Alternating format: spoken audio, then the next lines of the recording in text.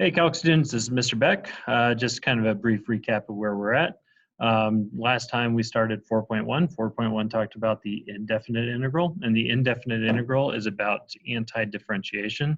So back in chapter 2, we found the derivative, and then what we're doing in chapter 4 is we're going backwards. We're finding the antiderivative. That's what we learned in 4.1. We are making a jump to talk about 4.3. Part of the reason why we're doing this is because some of our classes were shortened due to PSAT. So this is kind of an easier topic to work with, but it's also kind of like an extra topic just to kind of get to the heart of what we're talking about. The definite integral. So the difference between the indefinite and indefinite integral, what we have here is the antiderivative, or the indefinite integral of 2x plus 4 dx. One of the things that I want to do is show you some of the shortcuts on the calculator. So if you hit shift minus, we do the derivative. Oops. There you go. All right, we're back in action now. So if we hit shift minus, what that is that's a shortcut key for finding the derivative. If we hit shift plus, the antiderivative is what we get here. Now, one of the things that we could do is if we hit the delete button, we can go to the indefinite integral. So let's go ahead and put in 2x plus 4, 2x plus 4, and then dx. And then the calculator spits out x squared plus 4x. And it does not put the plus c on there. We have to make sure that we put the plus c on there. But the calculator will do the antiderivative for us. I'm going to go back and hit shift plus one more time. Oops. I was hoping that I could do that just with the keyboard. Apparently I can't. So shift plus, if we do that, and we do this as an antiderivative, or as a definite integral, we will get the integral from 0 to 3. And let's go ahead and put 2x plus 4 one more time. 2x plus 4. And the differential dx. Now this gives me 21. Well, this begs the question, what's the difference between the two? So the indefinite integral will give us a family of curves, which is why we have the x squared plus 4x, and then more specifically plus c, because it could be a bunch of those. The definite integral gives us a value. So my big question becomes, well, what does that value mean? So if we take a look at this geometrically, the value of this antiderivative, we see that we have a shape underneath the line y equals 2x. Let me go ahead and write that in. So this is the line y equals 2x plus 4. If we find the area under the curve between the x value of 0 and the x value of 3, what ends up happening is these are the exact same value. So I have a trapezoid, and I like to do this as a trapezoid rule, 1/2 base 1 plus base 2 times height, which gives us that overall area of 21. So our direct connection right now is the area under the curve from the bottom x value to the top x value is going to be the value of the definite integral. Now, when I first heard this in calculus as a student, I was like, well, why would I really care about this? This does not seem to pertain to me too much. You know, in my past, I've not found too many definite integral, or I haven't found any areas under the curve. In calculus, what the big idea is we are going to end up with some rate function. The most basic rate function that we like to talk about is velocity. So if you have a constant velocity, and you have that constant velocity being measured over time, the area here, that velocity, say, is in meters per second, or time is in seconds. That area, meters per second times seconds, gives us a unit of meters. Now what that meters means is this is the displacement, or really how far you've traveled if you have this velocity. Well, that's a constant velocity. What's going to happen is eventually we're going to have a varying velocity, and we're going to want to find the area under that varying velocity to figure out exactly how far we've traveled.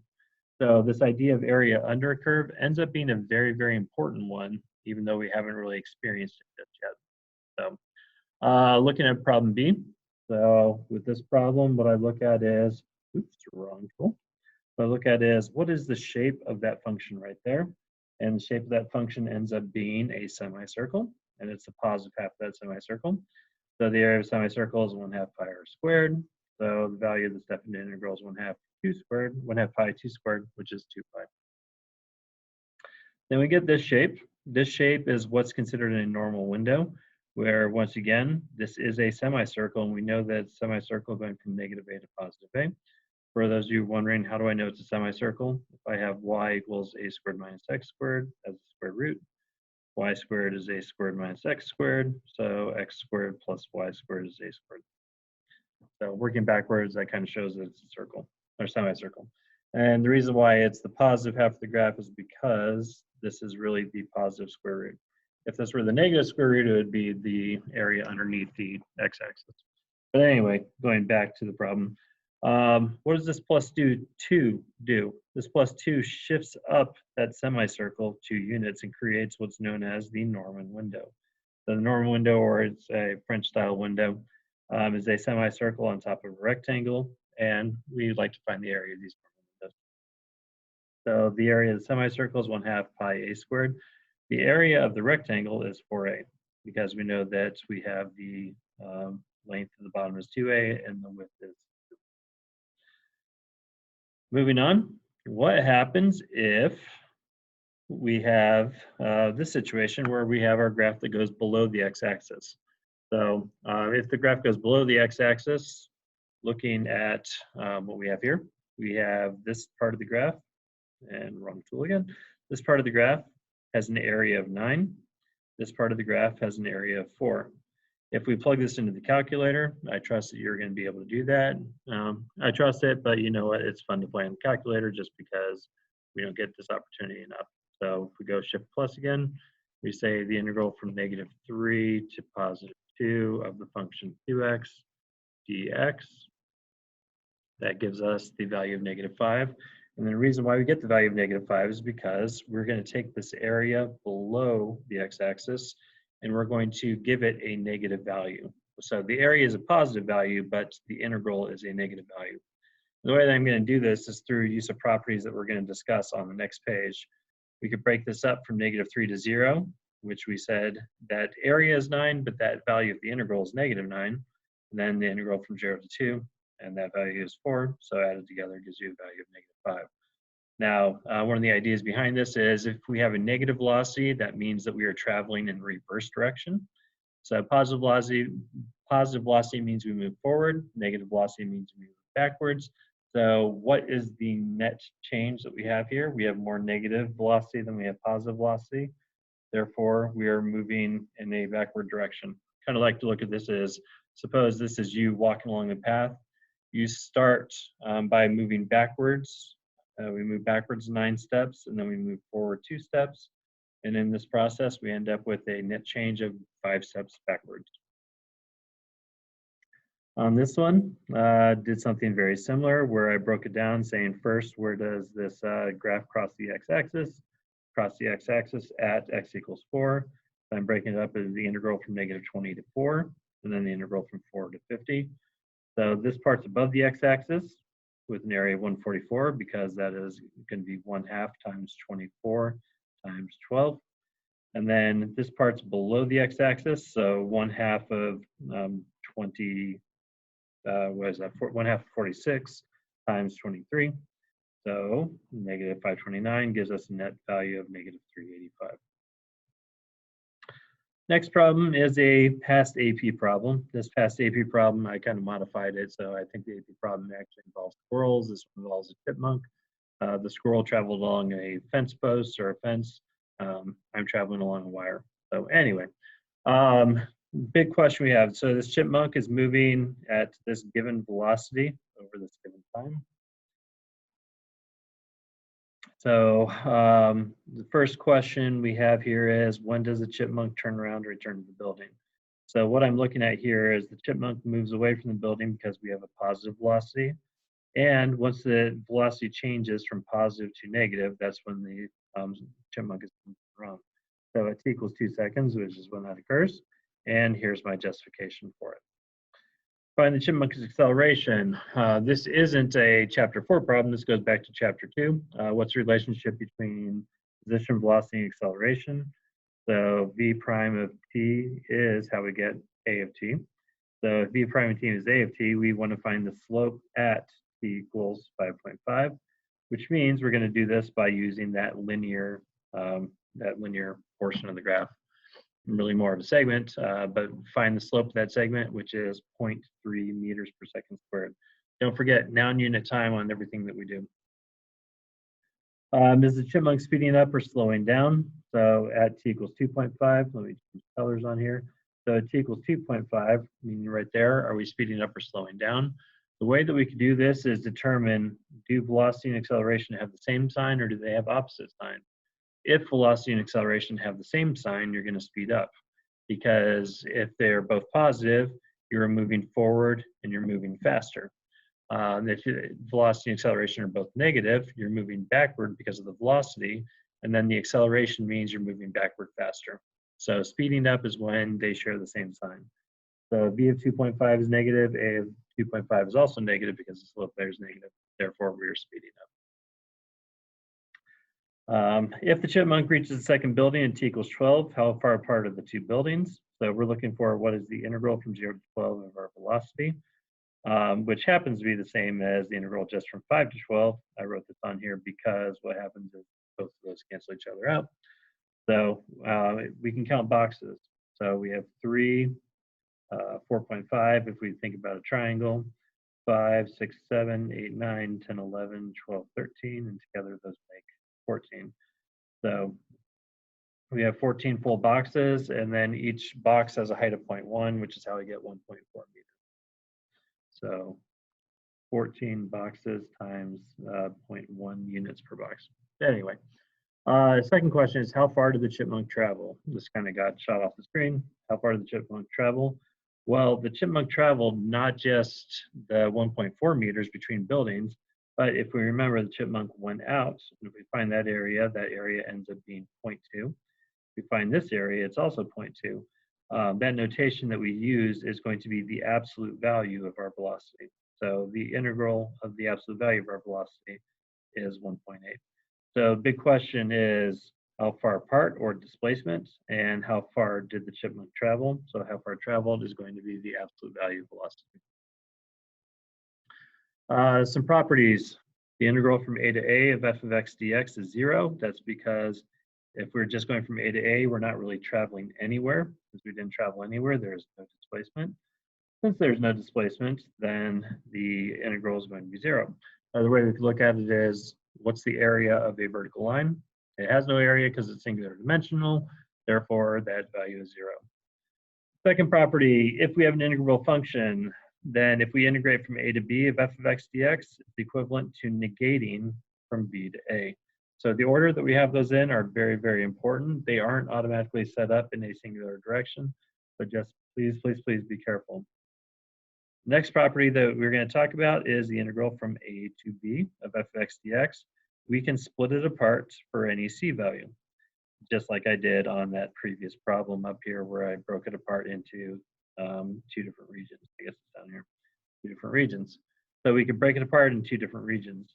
Now, the nice thing that kind of occurs is it does not matter c is between a and b, because if you remember, to get from a to b, I can go from a to c and then subtract from c to b. So that subtracting from c to b, I'm looking at this kind of on a directional motion. We could look at this as far as area goes as well. But if we take that directional motion from c to b, that's the opposite of saying from c to b, and then we negate it. So really, we can take this as the sum of 2 individual regions. If f and g are integrable on a to b, and k is a constant, what we can do here is we can factor that k out before we do the integration and make it easier. A lot of times we're going to do this in chapter 6. Chapter 6, we're going to be rotating, which gives us some integral pi r squareds. I'm not going to go into the details of that one, but what we could do is we can factor out the pi, integrate this so we don't have to worry about that pi, but make sure we multiply it in at the end. Some problems that involve these properties. The integral from 5 to 5, the moment we have that, we know it's 0 because we're not really going anywhere. Problem B, this integrates from 5 to 0, and if we use the second property up on top, that's the equivalent to the negative of the integral from 0 to 5, which is where that's going to kick in, and we get negative 10. Part C is that last property. We can factor out that's 5 times that integral, so 5 times 10 is 50. Question D. Question D is the integral from 7 to 5. Now, how do we get the integral from 7 to 5? Well, we know we have the integral from 5 to 7, so we're going to flip the order and negate it.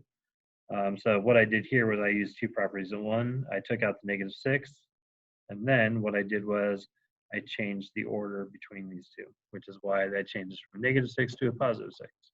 So 6 times 3 is 18. Did not box that, but now it's boxed. Part E, if we take the integral from 0 to 7, what we're going to do is we're going to go from 0 to 5, and then plus from 5 to 7. So adding those two together, which is how I get 13. F, assuming 13 is right, which it is, F is just going to be the negative of that. So whatever we got here, from 7 to 0, we're just going to negate to be -13. G, the integral from 0 to 7 to fx dx. Once again, we're going to assume that's 13, which it is. How we're going to work with this is we're going to separate those through addition and subtraction. So we can separate the integrals, kind of like we separated derivatives. We can separate the integrals as well. Now, what this does is, the second portion does, is it creates a rectangle underneath whatever that function was. We can find the area of that rectangle. In this case, it's going to be 7 times 5. The reason why it's 7 is because we go from 0 to 7. So the length is 7, the width is 5, aka 35. And then just one more problem, making it slightly more complicated. So this one has the integral from 5 to 0. In my mind, I like to take care of that first by negating it. And now I'm going to distribute that negative as I break this apart into two different integrals. So the negative from 0 to 5 is what I have here, so -10, which is what I'm given over here, so the negative of 10. And then plus, once again, this creates a rectangle. In this case, the rectangle goes from 0 to 5, but our function value is y equals 7, hence the 35. So our net result is 25. Last but not least for this section, this is going to be a very short series of notes today. Last but not least is I'm running on a treadmill because I want to do some interval training. I've been told this is probably not the best form of interval training, but that's okay. So I start by walking 4 miles an hour for a minute, and then I go 6 miles per hour for 2 minutes, 7 miles per hour for 2 minutes, 8 miles per hour for 2 minutes, and then I walk again.